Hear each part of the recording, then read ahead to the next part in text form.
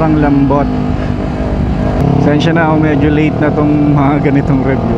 Ano naman tayong pambili ng bago? NANI? Galit ka pa eh, no? Wala ang signal light si pare.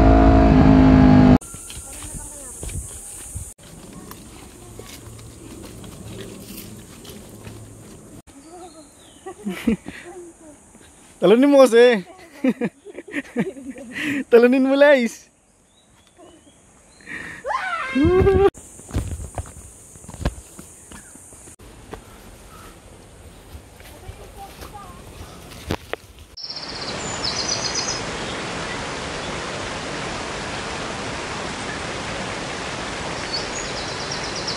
So what's up, konting life update lang sa driver ng page na to.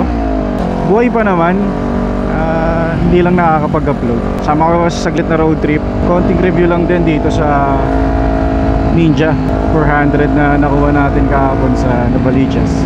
Shoutout sa seller. Ito talaga yung pangarap kong motor.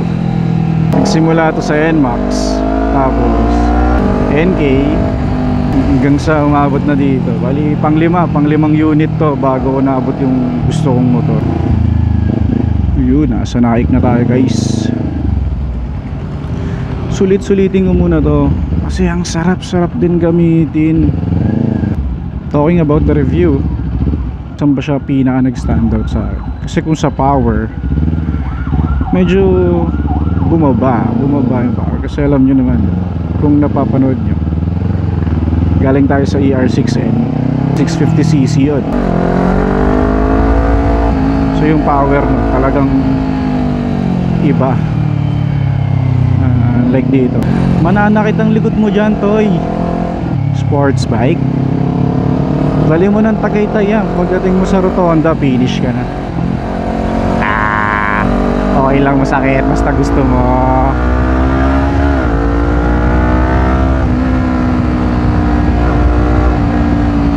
Mga nahawaan ko na big bike before, lahat mabigat.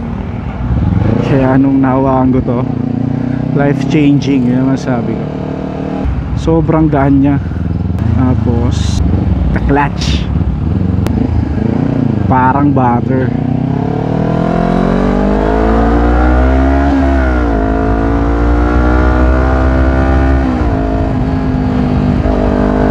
Sobrang lambot. Suspension niya okay lang din. Maganda yung suspension. Yung angkasan sa likod, lungkot na naman si Isay. So yung angkasan sa likod talaga sobrang kipot. Sa riding position naman, kasi from naked bike na upright riding position, biglang ganito, mas pagod yung hita mo, yung mga wrist doon lahat ng bigat. Pero syempre susuportahan mo yun ng core and hita. Nagawa mo yun ng tama, hindi naman masyadong mabigat. Cornering, the best. Yung masabi ko kasi ang gaan-gaan niya. Sensya na ako, medyo late na tong mga ganitong review. Ano naman tayong pambili ng bago, papi? Galit ka pa eh, no? Wala ang signal light si pare.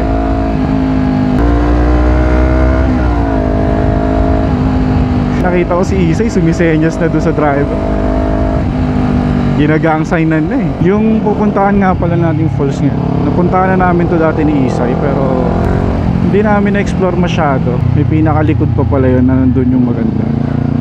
Mamaya makikita nyo. Grabe yun, siguro mga 15 minutes namin yun binaba. Kaya kung interesado ka sa mga ganong gala, may kasamang konting trek. Hindi ko alam kung trek ba tawag doon o hiking. Yun, solid yun, malibik-libik. Titingnan natin mamaya kung solid ba talaga.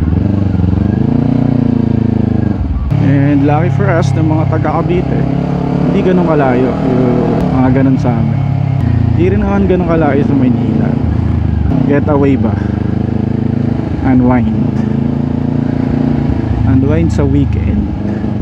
as work na ulit ng solid.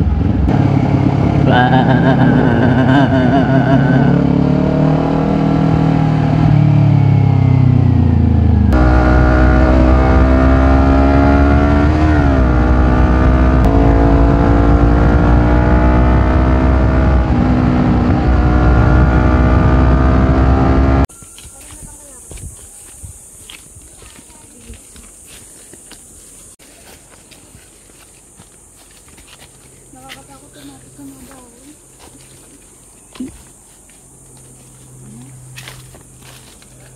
Kawawa tayo nito pag akyat.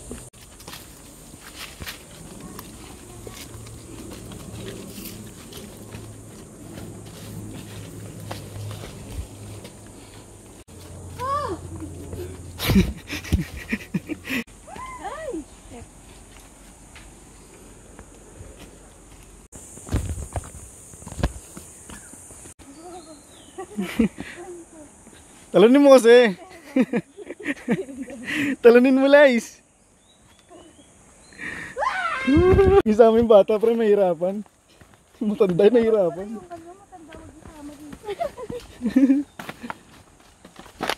Ay, baka pa dun.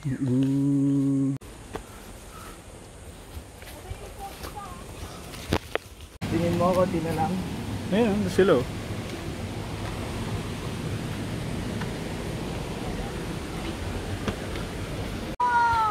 Oh shit, dito nga boss! Ang ganda!